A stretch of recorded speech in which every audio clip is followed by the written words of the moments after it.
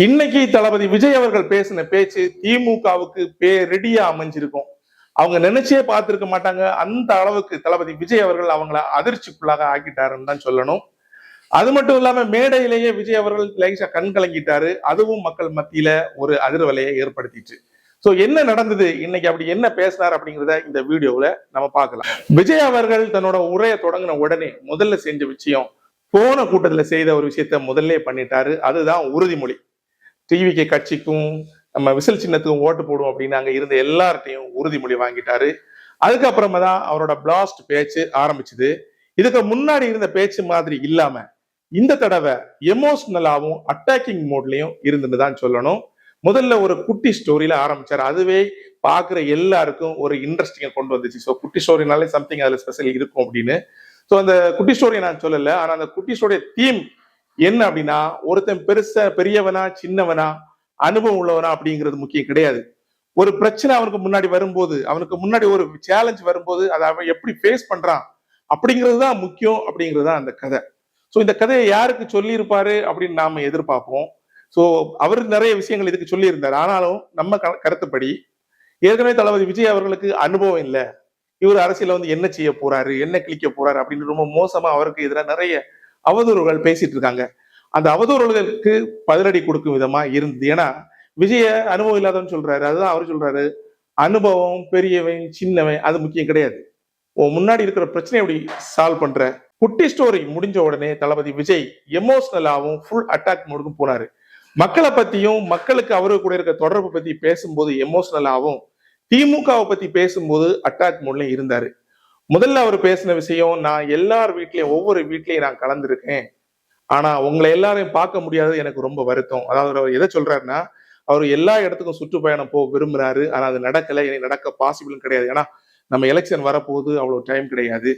அதனால அவரால் பார்க்க முடியாதுன்னு அவருக்கே தெரிஞ்சு போச்சு. ஸோ அவரு ஒரு பெரிய ப்ராமிஸ மக்கள் கூட்டத்துல இன்னைக்கு கொடுத்தாரு. அது என்னன்னா, நம்ம ஆட்சி அமைஞ்ச உடனே நான் ஒவ்வொரு கிராமமா வருவேன் அப்படின்னு ரொம்ப ஸ்ட்ராங்கா சொன்னாரு. ஸோ டிவிகே ஜெயிச்சு தளபதி விஜய் முதலமைச்சர் ஆனார்னா முதல் அவர் செய்யற விஷயம் தமிழகம் முழுவதும் சுற்றுப்பயணம் மேற்கொண்டு ஒவ்வொரு கிராமமா போறதா அப்படிங்கிறத இதுல இருந்து நாம புரிஞ்சுக்க முடியும். ஸ்டாலின் அவர்களோட உருட்ட திறமையா விஜய் அவர்கள் வெளிப்படுத்தினாரு. எப்படின்னா, இந்த ஸ்டாலின் திமுக இந்த கொத்தடிமைகள் இவங்களை இன்னும் மோசமா சொல்றதுக்கு எனக்கு கோபம் வருது. ஆனா நான் கொத்தடிமையோட நிறுத்துறேன். இவங்க எப்படி பாலிடிக்ஸ் பண்றாங்கன்னா, மக்களுக்கு எது தேவை, மக்களுக்கு என்ன செய்யணும் அப்படிங்கிறத பத்தி இவங்க பேசுறதே கிடையாது. இவங்க எப்பவுமே இந்த சீமான் ஒரு நாய் இருக்கானே அவன மாதிரியே பிஜேபிய ஒரு பெரிய எதிரியா, பிரதான எதிரியா காணிச்சு டெல்லிக்கும் இவங்களுக்கும் ஒரு போட்டி இருக்கிறது மாதிரி காண்பிச்சுட்டே இருப்பாங்க மக்கள் மத்தியில. பாஜக இங்க பாஜக ஒண்ணுமே செய்யல. அவனும் ஏதோ ஏடிஎம் கூட கூட்டி சேர்ந்து 1-2 சீட்டு பிடிக்க முடியுமான்னு பாத்துட்டு இருக்கானுங்க. இவரு பாஜக சவால் விடுறாரு. யாரு? ஸ்டாலின் ஐயா அவர்கள். இது ரொம்ப நம்ம கேட்கிறவங்களுக்கே தெரியுது எவ்வளவு கேணத்தனமான ஒரு விஷயம் அப்படின்னு. தளபதி விஜய் அவர்கள் அதை உடைச்சு பேசியிருந்தாரு. நீங்க எதுக்கு ஸ்டாலின் அவர்களை இந்த உருட்டுறீங்க? போட்டி நடக்கிறது, தேர்தல் நடக்கிறது இங்க தமிழகத்துல. அப்படி இருக்கும்போது டெல்லிக்கும் தமிழ்நாடுக்கும் தான் போட்டின்னு சொன்னா இங்க இந்த பிரதமர் எலெக்ஷனா நடக்குது. சோ மக்கள் இது எல்லாம் தெளிவா புரிஞ்சுப்பாங்க அப்படின்னு கிளியரா மென்ஷன் பண்ண தளபதி விஜய் அவர்கள். சோ இந்த விஷயத்த நாம இன்னும் கொஞ்சம் டீடைல்டா பார்த்தோம் அப்படின்னா உண்மை புரியும். எப்பவுமே இந்த திமுக கொத்தடிமைகளையும் திமுக தலைவர்களா இருக்கட்டும், ஸ்டாலின் அவர்களா இருக்கட்டும், உதயநிதியா இருக்கட்டும், பாருங்க எப்பவுமே இந்த பாஜகவை பத்தி பாஜக கூட பெரிய ஒரு போர் நடக்கிற மாதிரியே வெளியில காட்டிப்பாங்க. பாஜக இங்க தமிழகத்துல என்ன செஞ்சுட்டு இருக்கு, அவ்வளவு பவர்ஃபுல்லாவா இருக்கு இவங்க பேசுற அளவுக்கு ஒண்ணும் கிடையாது. பாஜக எதிர்ப்பை மட்டுமே காட்டி முழு ஓட்டையும் வாங்கிட்டு போலான்னு பாக்குறாங்க. எங்கேயாவது பிரச்சனையை பத்தி பேசுறாங்களா?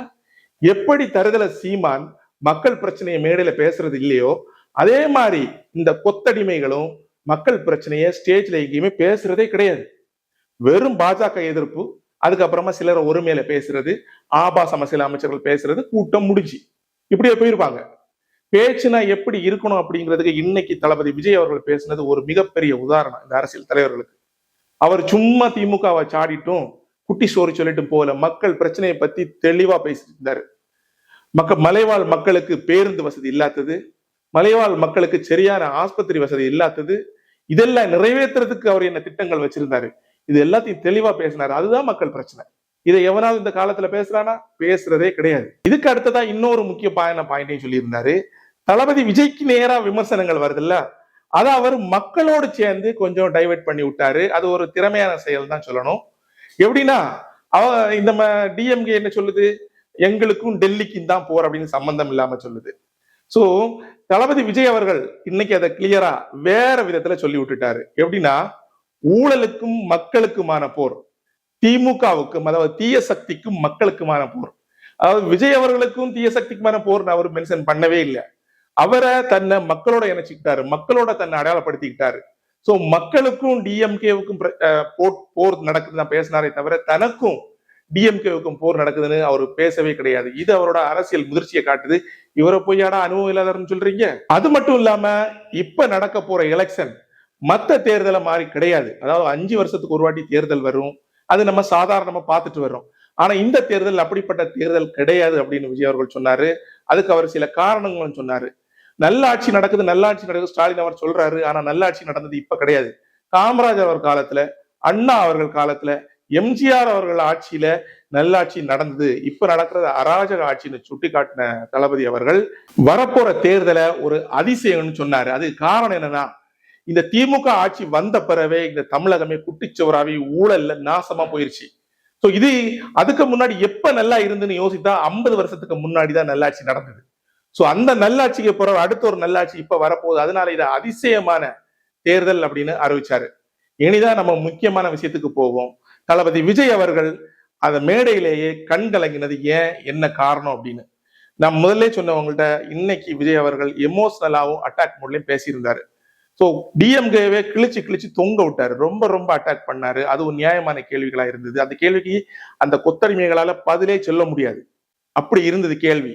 நான் இன்னொரு ஷார்ட் வீடியோ போடுறேன், அதுல இன்னும் கிளியரா சில தனித்தனி கேள்விகளா சொல்லுவேன். அப்போ அவரு அட்டாக் பண்ணாரு. ஆனா மக்களை பத்தி பேசும்போது சோ எமோஷனல், ரொம்ப மக்களோட கனெக்ட் ஆகி பேசிட்டு இருந்தாரு. அப்ப கடைசியில ஒரு டயலாக சொல்லிதான் அவர் கண் கலங்கின விஷயம். அந்த அந்த டயலாக் என்ன அப்படின்னா, மக்களும் நானும் வேற வேற கிடையாது, மக்களும் நானும் ரத்தமும் சதையும் மாறி, மக்களும் நானும் உடலும் உயிரும் மாறி எப்பொழுதுமே ஒன்னா சேர்ந்துதான் இருப்போம் அப்படின்னு ரொம்ப ஆக்ரோஷமா பேசிட்டு ஒரு நிமிஷம் பேச முடியாம அப்படியே பேக்ல போய் டர்ன் பண்ணிட்டு அப்படியே நின்று பார்த்துட்டு இருந்தாரு. கண்ணை பார்க்கும்போது அப்படியே கண்ணு கலங்கி அவர் பேச முடியாத ஒரு திக்கி திணறின சூழ்நிலையில ரொம்பவே எமோஷனல் ஆயிட்டாரு.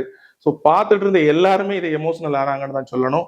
ஸோ இன்னைக்கு தளபதி விஜய் அவர்கள் பேசின பேச்சு உண்மையாவே ரொம்ப ரொம்ப ஒரு முதிர்ச்சி அடைஞ்ச அரசியல்வாதிய மாதிரி பேசினாரு. மக்கள் தரப்புல எமோஷனல் ஆனாரு, மக்கள் கூட கனெக்ட் ஆனாருன்னு தான் சொல்லணும். மற்றவங்கள மாதிரி சும்மா 5-6 டயலாக் அடிச்சுட்டு போகாம மக்கள் பிரச்சனையும் பேசி பக்காவா 2026 வரப்போற தேர்தலுக்கு தயாரா இருக்கிறோம் அப்படிங்கிறத காட்டினார்.